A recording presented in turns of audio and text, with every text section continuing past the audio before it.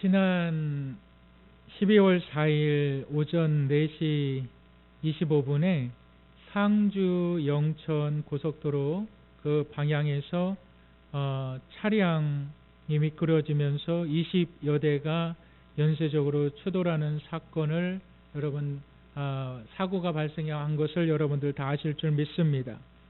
이 사고로 6명이 숨지고 16명이 다쳤다고 합니다. 같은 시간에 또한 상주 방향에서 추돌 사고가 일어났는데 이 방향에서는 1명이 숨지고 12명이 부상을 당했다고 합니다. 그러니까 이 한 날 두 곳에서 일어난 사고로 모두 7명이 숨지고 28명이 다쳤다고 합니다. 도대체 왜 이런 사고가 일어났느냐? 경찰 관계자들이 그것을 조사해 봤는데 차량의 그 훼손이 너무 심해서 잘 알 수가 없었다. 그런데 확정짓기는 블랙 아이스가 원인일 것이다.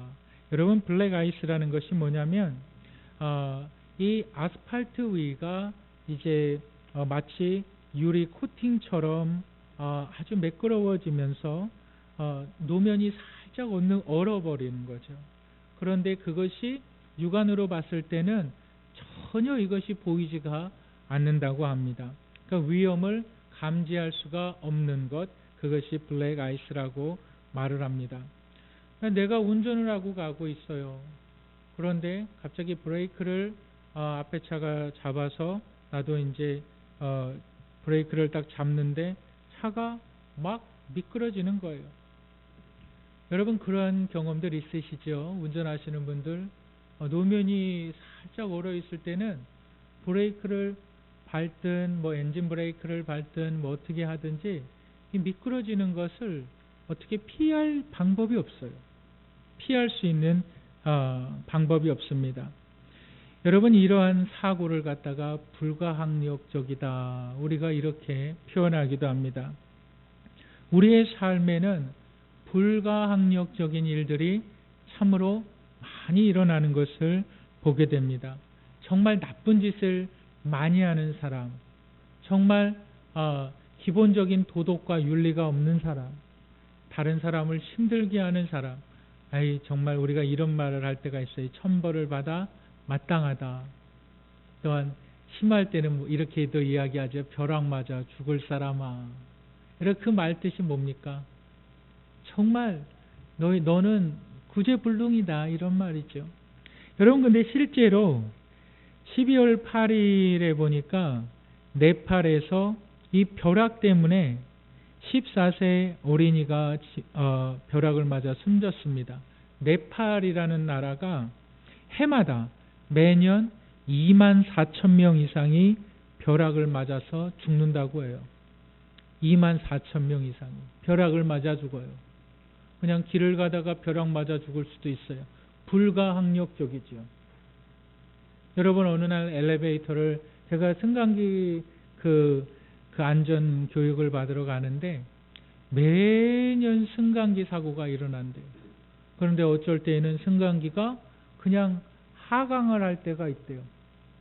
그리고 제일 많이 승강고 사고가 나는 것이 뭐냐면 이 안전 관리를 안 받은 사람들이 그냥 억지로 문을 열게 될 때에 그냥 추락하는 승강기 사고가 엄청나게 많이 일어난다고 합니다. 여러분들이 그냥 안전한 것 같은 엘리베이터 그거 탔는데 갑자기 그냥 아래로 추락해 버려요. 나는 그냥 열심히 그냥 내 앞을 향해서 걸어가고 있는데 누군가 뒤에서 나를 탁 차로 치워버려요. 도봉구청에서 도봉경찰서에서 문건이 하나 왔어요. 그것이 뭐냐면 협조를 구한다는 거예요. 교회에 나오시는 어르신들 까만 거 입고 다니지 마시라고. 그리고 무단횡단하지 마시라고. 대부분 이 새벽 예배나 이런 데 오시는 때 보면은 까만 거 입고 다니시고 그러면 잘 안 보여요. 그런데 횡단할 때도 마찬가지예요. 대부분 근데 어르신들이 신호등을 잘 안 지켜요. 그 신호등을 안 지키고 그 매년 도봉경찰서에서 일어나는 사고 발생 건수를 보면 나이 드신 분들이 그렇게 사고가 많이 난대요. 그것도 새벽 때, 아침 때. 밝은 옷들을 입고 다니시길 바라며, 대부분 다 검은 옷들 입으셨는데 밝은 옷들을 입고 다니시기를 바랍니다. 내 삶에 불가항력적으로 일어나는 일들 여러분 있지요? 오늘 본문에 보면 불가항력적인 일을 당하는 한 사람이 등장을 합니다. 그런데 이 사람에게 일어나는 불가항력적인 일은 자신의 생명을 위협당하는 일이 아니라 이 불가항력적인 일을 통해서 하나님의 은혜를 발견하게 되고 그 은혜를 통하여서 하나님의 거룩한 뜻에 동참하게 되는 사람을 기록하고 있습니다. 여러분, 이 하나님의 사람, 불가항력적인 하나님의 은혜를 받는 사람을 본문이 기록하고 있습니다. 오늘 저와 여러분들이 함께 나눌 말씀의 제목은 불가항력적인 은혜, 하나님의 은혜. 우리가 불가항력적인 하나님의 은혜에서 첫 번째 기억해야만 하는 것이 있는데 한번 따라 하시겠습니다. 습관적인 행동. 네, 우리 본문 21절과 22절, 마가복음 15장 21절과 22절 한번 읽겠습니다. 시작. 마침 알렉산더와 루포의 아버지인 구레네 사람 시몬이 시골로부터 와서 지나가는데 그들이 그를 억지로 같이 가게 하여 예수의 십자가를 지우고 예수를 끌고 골고다라 하는 곳, 번역하면 해골의 곳에 이르러. 여러분, 우리가 이미 본문의 내용을 잘 알고 있듯이 거짓 증인들의 고소로 인해서 예수는 피의자의 신분이 되죠. 그리고 이제 예수는 불법 재판을 통해서 범죄자가 되십니다. 이 범죄자가 되신 예수님은 이제 형벌을 받으셔야만 하는 그러한 상황이었습니다.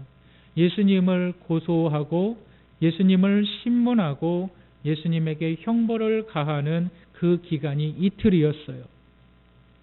이틀 동안 예수님은 한숨도 잠을 자지 못하셨습니다. 여러분, 이 예수님은 이제 가혹한 형벌을 받으시는데 그것이 십자가에 달리기 전에 바로 채찍질이었습니다. 당시 로마인들이 자행한 채찍질은 어떻게 자행되어졌냐면 일단 죄수의 옷을 다 벗깁니다. 그리고 무릎을 꿇린 뒤에 머리 위로 이렇게 손을 올립니다. 그리고 기둥에 이 손을 묶습니다. 쇠사슬로 단단히 묶어요. 그리고 얼굴 쪽은 기둥으로 향하게 합니다. 그리고 허벅지와 발목을 쇠사슬로 꽉 고정시킵니다. 그리고 채찍질을 하는데 이 채찍의 끄트머리에는 동물의 뼈를 날카롭게 해서 채찍에 달아 놓습니다. 먼저는 등을 때립니다. 어깨서부터 먼 뒤에 있는 부분까지 다 이 등을 때립니다. 그랬을 때에 살이 패여지고 이제 더 이상 이 등에 상처난 곳이 이제 성한 곳이 없다고 판단되면 사람을 죄수를 뒤집습니다. 그리고 얼굴부터 시작해서 안면까지 다시 그 채찍질을 하게 됩니다. 그런데 채찍질을 하기 전에 우리가 기억해야만 되는 것이 있는데 사람을 벌겨 벗겨 놓습니다. 사람을 빨개 벗긴다는 거예요. 엄청난 수치심, 엄청난 괴로움이 예수님에게 몰려들어왔던 거예요. 그런데 이 로마의 시인 키케로의 그 기록에 보면 사람이 자행할 수 있는 가장 극악무도한 형벌이 바로 이 채찍질이다. 저 채찍질을 받으면 대부분의 사람들이 거의 절반 이상의 사람들은 내장이 다 흘러나온다 그래요. 살점이 뜯어지니까. 예수님은 어떠셨을까요?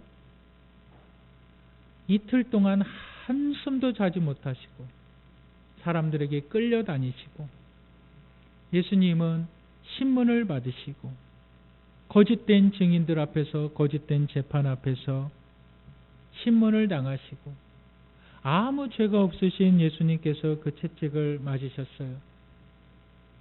그리고 나서 이제 예수님이 감당해야 되는 것이 뭐였냐면 십자가였어요. 예수님께서 짊어졌던 십자가는 우리가 보는 이러한 십자가가 아닙니다. 우리가 예수님 당시 때 로마인들이 내렸던 형벌은 이렇게 매는 거였어요. 가로가 되어 있는 십자가. 그 횡목입니다. 이 무게는 약 40에서 60kg 정도가 나간다 그래요. 그러니까 성인 남자가 충분히 짊어질 수 있는 무게예요. 그래서 이 가로 긴 이 40에서 60kg가 나가는 이 긴 그 목재를 예수님이 그거를 짊어지고 골고다 언덕에 올라가면 거기 말뚝같이 큰 기둥이 박혀져 있어요. 그러면은 그 일자로 박혀져 있는 기둥에 이 자신이 가지고 짊어지고 올라갔던 이 횡목에 팔을 묶고 그 횡목을 기둥에 같이 붙여놓는 거예요. 그래서 모양은 십자가의 모양이 아니라 T자 모양이 되는 거예요. 그것이 십자가예요. 오늘날 이렇게 십자가의 모양이 아니에요. 이거는 십자군에서 그 로마 캐톨릭에서 그렇게 만든 모양이죠. 예수님 당시의 십자가는 그것이 아니었어요. T자 모양이었어요. 그런데 생각해 보시길 바랍니다. 이틀 동안에 잠 한숨 못 자시고 먹을 거 하나 먹지 못하시고 온갖 신문과 고문을 당하시고 채찍질을 당하신 예수님께서 이 40kg나 되는 것을 짊어질 수 있는 힘이 있었을까요? 없었죠. 온갖 고난과 고통을 당하신 예수님께서 이것을 짊어지고 가실 수 있는 힘이, 여력이 있지 않으셨습니다. 그때에 누가 등장합니까? 우리가 읽은 21절에 보니까 마침 알렉산더와 루포의 아버지인 구레네 사람 시몬이 시골로부터 와서 지나가는데 그들이 그를 억지로 같이 가게 하여 십자가를 지우고 예수의 십자가를 지우고. 여러분, 여기에 하나님의 은혜가 있습니다. 여기서 보시길 바랍니다. 알렉산더와 루포의 아버지. 여러분, 시몬이라는 사람은 유대인이에요. 유대인의 이름을 시몬이라고 말하고 알렉산더와 루포는 헬라 이름이에요. 다시 얘기하면 유대 지역에 살지 않는 사람이에요. 시몬이라는 사람이 아들에게 이름을 지어줬는데 알렉산더라는 이름을 지어줬고 루포라는 이름을 지어줬다. 근데 그가 유대인이다. 유대인이 헬라의 이름을 지어준 거예요. 그리고 그가 어디의 사람이냐? 바로 구레네 사람이다. 구레네 사람은, 구레네는 오늘날 얘기하면 리비아예요. 근데 이 시골 사람이 올라오는 길에 그들이 로마 군인이 이 시몬에게 억지로 예수의 십자가를 지웠다라는 거예요. 억지로 예수의 십자가를 지었다. 여러분, 억지로 이 시몬은 자기의 의지와는 상관없이 왜 그렇습니까? 이 구레네 지역, 헬라 지역도 로마의 지배 아래 있었기 때문에 로마 군인은 명령할 수 있는 거예요. 야, 너 나와서 이 사람 대신 너 십자가를 짊어져라. 그렇게 말할 수 있는 거예요. 여러분, 그런데 이 사건을 한번 잘 보시길 바랍니다. 한 사람을 택하셨어요, 하나님께서. 그리고 이 한 사람이 유월절을 맞아 예루살렘에 올라갑니다. 그가 올라가 보니까 예수님께서 신문을 당하시는 것을 보게 됩니다. 그런데 로마 군인들의 눈에 한 사람이 띄어요. 그 사람이 누굽니까? 바로 시몬이에요. 여러분, 이 모든 정황을 사람이 계획할 수가 있을까요? 여러분, 이 모든 정황을 사람이 일일이 다 계획해서 너는 몇 날 며칠 몇 시까지 예루살렘으로 올라가고 그렇게 되면 성난 군중들을 보게 될 것이고 그 가운데 어떤 사람이 채찍질을 맞을 것이고 그 사람을 대신해서 너는 십자가를 지게 될 것인데 로마 군인들이 너에게 그것을 지라고 명령할 것이다. 여러분 이게 각본이었을까요? 하나님의 계획이었다는 거예요. 그리고 이 하나님의 계획은 불가항력적으로 한 사람을 택하셨는데 그 택함을 받은 사람이 누구였느냐? 습관적으로 예루살렘에 올라가던 사람이었다. 습관적으로 하나님 앞에 예배드리기 위해서 예루살렘에 올라가는 사람이었다. 왜 그럴까요? 여러분 바벨론과 아수르에 의해서 멸망당한 이스라엘 백성들은 세계에 흩어져 살게 되는데 그들을 갖다가 디아스포라라고 말합니다. 흩어진 유대인들이라고 말을 합니다. 이 구레네 시몬이 바로 흩어진 유대인이었어요. 그에게 하나님의 은혜가 임했다는 거예요. 그런데 이 하나님의 은혜가 어떻게 임했느냐? 억지로 그의 의지와는 상관없이 임했다는 거예요. 여러분 우리 한번 그런 말을 할 때가 있죠. 3살 버릇 여든까지 간다. 3살 버릇 여든까지 간다 라는 말 여러분 다 아시죠? 어릴 때 몸에 밴 버릇이 늙어 죽을 때까지 고치기 힘들다. 그래서 정말 아이들에게 있어서 가장 좋은 교육이 뭐냐? 그 좋은 습관을 어려서부터 들게 하는 것이다. 그거예요. 그 교육학자들이 모든 사람들의 이구동성으로 말하는 거예요. 가장 좋은 교육은 공부하는 습관, 그것을 들여라. 그리고 부모를 공경하는 습관을 들여라. 어느 날 학교에서 가르친다고 되는 게 절대 아니에요. 3살 버릇이 80까지 간다는 거예요. 여러분 중요한 것은 뭐냐면 우리의 삶 속에 있어서 각자의 사람들이 다 버릇을 가지고 있어요. 입고 먹고 자고 말하고 행동하는 것 다 제각기. 성공하는 사람들은 성공할 수밖에 없는 습관이 있어요. 버릇이 있어요. 정말 실패하는 사람들은 실패할 수밖에 없는 그 버릇이 있어요. 그 습관이 있어요. 여러분들 하나님의 은혜를 받는 자들은 습관이 있어요. 그 습관이 뭐예요? 바로 예루살렘을 향하여 갔던 거예요. 여러분 하나님께서 쓰시는 사람들, 하나님께서 축복하는 사람들을 여러분 잘 관찰해 보시기 바라요. 여러분들 예배에 기대하고 나오십니까? 내가 오늘 예배를 드리면 하나님께서 나를 축복하실 거야. 내가 오늘 예배를 드리면 하나님께서 나를 치료하실 거야. 여러분 이러한 기대를 가지고 나오십니까? 몇몇 분들은 그렇겠지만 대부분의 분들은 그렇지 않을 거예요. 주일이 됐으니까, 일요일이 됐으니까 교회 예배 드리러 가야지. 왜 11조 하십니까? 왜 헌금하십니까? 내가 이것을 드림으로 말미암아 하나님께서 나의 곡간을 채우실 거야. 이러한 기대 가지고 11조 하십니까? 몇몇 분들은 그럴 수도 있지요. 그런데 아니요. 습관일 가능성이 굉장히 큽니다. 여러분 이것이 하나님의 축복이라는 거예요. 내가 습관적으로 내가 예배를 드려야 되나? 내가 예배를 드리지 말아야 되나? 아니요. 내 생각이 중요한 것이 아니라 내 몸이 움직이는 거예요. 습관이라는 것은 버릇이에요. 내가 생각하기 전에, 내가 어떠한 결론을 내리기 전에 내 몸이 움직이는 거예요. 하나님께서 구레네 시몬을 쓰신 이유를 축복하신 이유는 여기에 있는 거예요. 그가 예루살렘에 올라갔어요.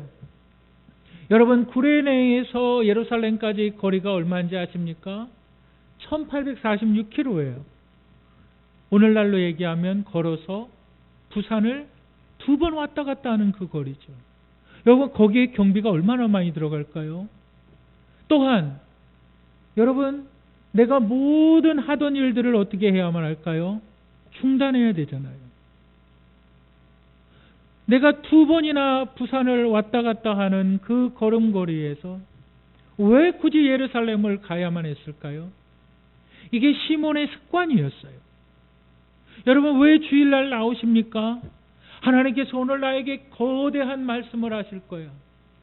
하나님께서 내 음성을 들으실 거야. 하나님께서 나를 축복하실 거야. 다 맞습니다. 그런데 우리는 그렇게 생각하지 않아요. 우리는 그냥 습관을 따라오는 겁니다. 이 습관이 여러분들의 삶에 배어있는 사람을 하나님이 축복한다는 거예요. 이 습관이 여러분들의 삶에 배어있는 사람.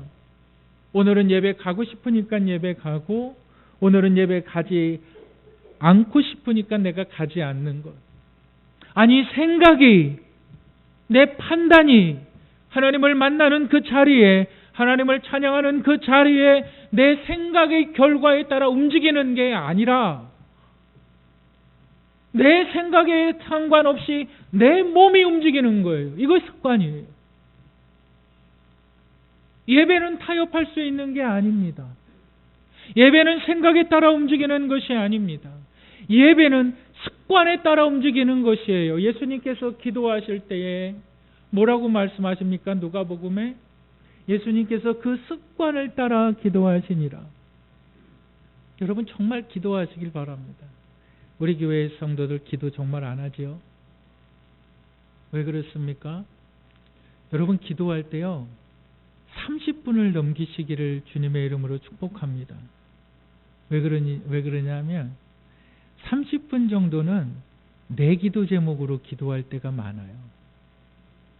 그런데 30분 이상 넘어가면요 하나님께서 기도할 제목들을 주세요. 막 주세요. 제가 우리 양진희 집사님 위해서 참 기도 많이 했어요. 정말로요. 하나님께서 기도할 제목들을 주세요. 근데 그 기도할 제목들을 주실 때에 나와 상관없는 기도의 제목들이 많이 나와요. 그랬을 때 여러분은 뭐가 임하는지 아십니까? 성령의 은혜라는 것이 임하는 거예요. 기도가요 최소한 30분을 넘겨야 돼요. 처음에는 기도하는 그 30분의 시간을 넘기지 못하면요 겉돌아버려요. 그런데 30분을 넘어가면요 성령께서 기도하게 하세요. 지나다 보니까 10분이 지나고요. 지나다 보니까 20분이 지나고요. 기도하다 보니까 내가 왜 이것을 기도하고 있지? 이런 생각도 들어요. 그런데요 예수님께서 습관을 따라 기도하셨다. 여러분들, 진정으로 불가항력적인 하나님의 은혜를 이 시몬이라는 사람이 받게 되었는데, 이 시몬이라는 사람이 받은 그 하나님의 은혜, 여러분 그것이 무엇이었을까요? 하나님의 구원의 계획을 이루어 나가는데 그 인생이 쓰임받게 되었다는 거예요. 예수님께서 십자가를 짊어지고 예수님께서 골고다를 가셔야 되는데 이미 심각한 모든 상처와 고통을 짊어지신 예수님께서는 그 에너지가 없으셨던 거예요. 그때 누가 쓰임 받느냐? 시몬이라는 사람이 쓰임 받는데 그가 어떤 사람이냐? 습관적으로 예루살렘을 찾던 사람. 오늘날 습관적으로 하나님을 찾으시는 분들이 되시고 습관적으로 기도하는 분들이 되시기를 주님의 이름으로 축복합니다. 이 습관이 여러분들의 삶을 지배하시기를 주님의 이름으로 축복합니다. 예배는 가야 됩니다. 예배는 가지 않아도 됩니다. 헌금은 드려야 합니다. 헌금은 드리지 않아도 됩니다. 그런 것이 아니에요. 하나님은 습관적으로 예배드리는 자들을 축복하신다. 아유, 벌써 주일이네. 여러분 그럴 때 많이 있잖아요. 왜 이렇게 시간이 빨리 가는지 몰라요. 벌써 주일이네. 내 몸이 반응한다는 거예요. 우리 교회 모든 성도님들 습관적으로 예배드리시는 분들이 되시기를 주님의 이름으로 축복합니다. 두 번째, 불가항력적인 하나님의 은혜 가운데서 기억해야만 하는 것이 있는데 우리 한번 따라 하시겠습니다. 일의 대가를 기대하자. 우리 한번 마가복음 15장 32절 한번 읽겠습니다. 시작. 이스라엘의 왕 그리스도가 지금 십자가에서 내려와 우리가 보고 믿게 할지어다 하며 함께 십자가에 못 박힌 자들도 예수를 욕하더라. 여러분 32절에 보니까 이 말씀의 결론은 뭐냐면 예수께서 십자가에 못 박히셨다. 이 말씀이 뭘 의미합니까? 이 구레네 사람 시몬이 예수님이 짊어져야 될 십자가를 끝까지 짊어졌다라는 의미가 되는 거죠. 여러분 그 곁에 예수님 곁에 두 강도가 못 박혀 있었어요. 정말 구레네 사람 이 시몬은 억지로 십자가를 짊어진 거예요. 그런데 여러분 한번 상상을 해보시길 바랍니다. 사람들이 어떻게 합니까? 예수에게 몰약을 탄 포도주를 주고 예수께서 받지 아니하리라. 여러분 이 말이 뭐냐면 몰약이라는 것은 몰핀과 같은 거예요. 환각제 같은 거예요. 그래서 예수님께서 고통을 당하시는 것이 너무 안쓰러우니까 누군가 경건한 사람이 몰약을 포도주에 타서 예수님에게 준 거예요. 이것은 뭐냐면 예수님에게 잠시나마 고통을 잊게 하는 마약과 같은 것을 예수님이 준 거예요. 근데 예수님은 어떻게 합니까? 그것을 받지 아니하시고 그 고통을 다 당하시는 거예요. 그리고 예수를 십자가에 못 박고 그 옷을 제비 뽑아 나누고 있어요. 많은 사람들이 29절에 보니까 지나가는 자들이 자기 머리를 흔들며 예수를 모욕하여 이르되 성전을 헐고 사흘에 짓는 자여 내가 너를 구원하여 십자가에 내려와 보라. 사람들이 침을 뱉어요. 사람들이 돌을 던져요. 누구에게요? 예수에게요. 그런데요, 예수와 이 시몬의 거리가 얼마였을까요? 1m도 되지 않았을 것입니다. 예수 옆에 시몬이 있었다는 거예요. 그렇다면 예수를 향하여 돌을 던지고 예수를 향하여 침을 맞았던 사람은 바로 시몬일 가능성이 있는 거예요. 수없이 예수를 향하여 돌팔매질을 합니다. 그 돌 가운데 몇 개가 시몬에게 떨어질 가능성은 충분히 있지요. 시몬이 그 고난의 자리에 동참되어져 있는 거예요. 이거는 억지였어요. 내 의지와는 상관이 없는 고난이었어요. 이거는 내가 왜 감당해야 되는지 도무지 이해할 수 없는, 내가 왜 이러한 모욕을 당해야 되는지, 예수와 같이 있는 것 그 하나가 너무나 자신에게 고통스러운 거예요. 왜 내가 돌팔매질을 당해야 되며, 왜 내가 침뱉음을 당해야 되며, 왜 사람들에게 조롱을 당해야 하는가? 나는 아무 잘못도 없는데, 근데 거기에 하나님의 은혜가 임한 거예요. 근데 거기에 하나님의 축복이 임한 거예요. 우리 한번 찾아보겠습니다. 로마서 16장 13절. 우리 한번 다 같이 로마서 16장 13절 읽겠습니다. 시작.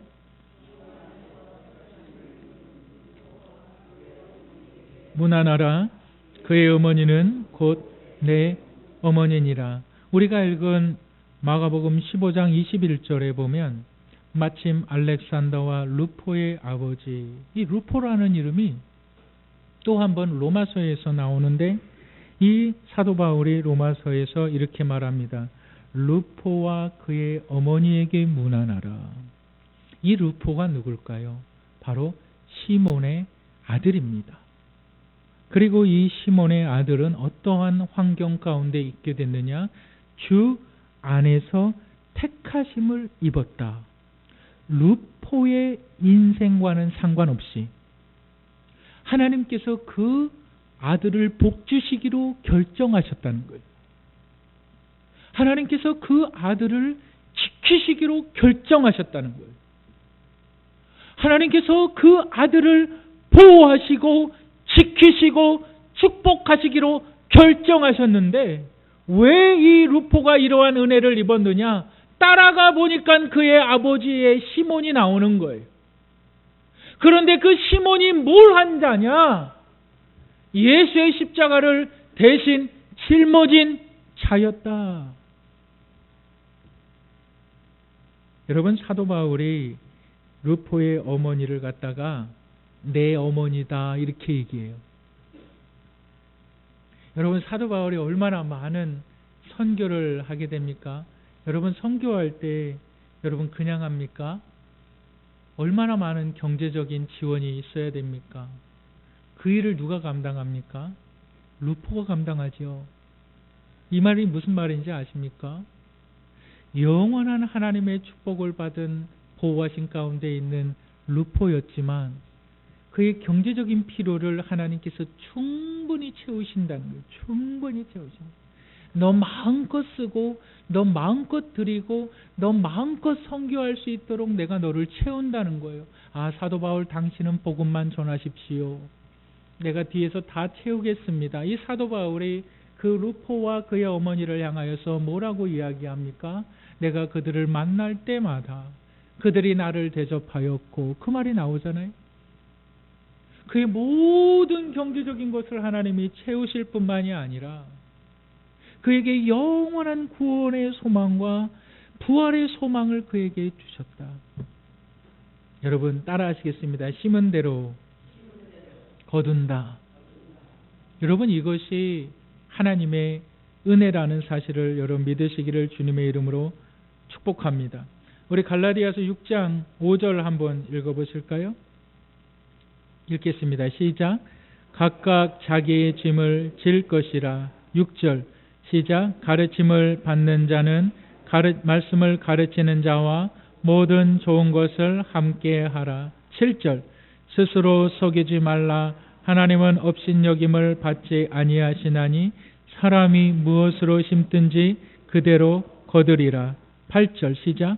자기의 육체를 위하여 심는 자는 육체로부터 썩어질 것을 거두고 성령을 위하여 심는 자는 성령으로부터 영생을 거두리로다. 여러분, 이 말씀을 기억하시길 바랍니다. 시몬이 짊어졌던 십자가, 그 억지로 짊어진 십자가를 하나님께서 대가를 지불하시는데 그 대가가 루포에게 나타났다는 거예요. 여러분, 자녀 사랑하시지요? 잘 되면 좋겠지요? 믿음 안에 굳건히 서면 좋겠지요? 아니, 여러분들이 정말 잘 되면 좋겠지요? 억지로 하나님의 일들을 하시길 바랍니다. 습관적으로 하나님의 일들을 하시길 바랍니다. 예배 드리는 것, 그건 생각이 아니에요.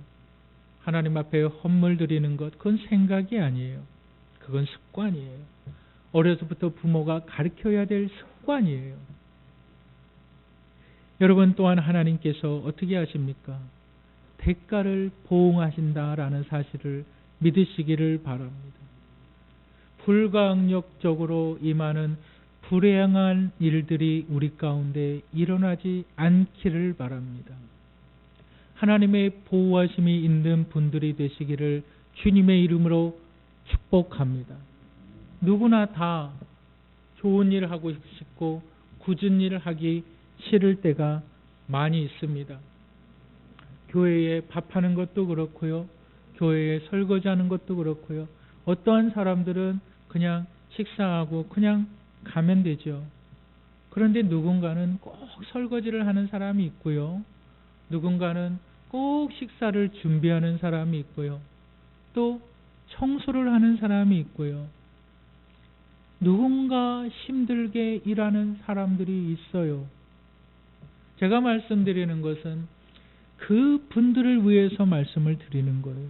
그 수고가 결코 헛되지 않습니다. 그 수고의 열매를 하나님께서 맺게 하신다는 거예요. 여러분, 정말 교회를 위하여서 수고하시기를 주님의 이름으로 축복합니다. 교회를 위하여서 정말 헌신하시기를 주님의 이름으로 축복합니다. 그것이 하나님께서 우리의 삶을 이끌어 나아가시는 방법이다. 여러분, 이 사실을 믿으시기를 주님의 이름으로 축복합니다. 예수 그리스도. 여러분, 우리 한번 23절을 한번 보실까요? 마가복음 15장 23절. 우리 한번 다 같이 읽겠습니다. 시작. 모략을 단 포도주를 주었으나 예수께서 받지 아니하시니라. 이 말씀이 뭡니까? 예수께서 감당해야 될 모든 일들을 예수께서 그 몸으로 다 감당하시고 이제 죽으시고 부활의 소망이 되셔서 우리에게 영원한 부활의 생명을 가져다 주신 그분을 믿으시기를 주님의 이름으로 축복합니다. 여러분들이 정말 예수 그리스도를 믿는다면, 여러분들이 정말 예수 그리스도의 죽으심과 그의 부활하심을 믿은 하나님의 자녀라면 여러분들은 이 영원한 복음이 전파되는 일에 헌신할 수밖에 없어요. 여러분들에게 정말 부활의 소망이 있다면 여러분들의 삶은 하나님 앞에 드려질 수밖에 없어요. 그런데 예수의 생명이 없으면요, 정말 구원의 생명이 없고 복음을 깨닫지 못하고 성령의 역사를 경험하지 못한 사람들은요, 이 땅의 것만 추구하다 죽게 됩니다. 여러분들은 부활의 소망이 있는 분들입니까? 아니면 이 땅의 것을 추구하는 분들입니까? 불가항력적인 하나님의 은혜를 따라 습관적으로 하나님을 찾으시고 하나님의 일에 대해서 억지로라도 그 일들을 감당할 때에 하나님께서 주시는 은혜를 누리시는, 그것을 경험하시는 분들이 되시기를 주님의 이름으로 축복합니다.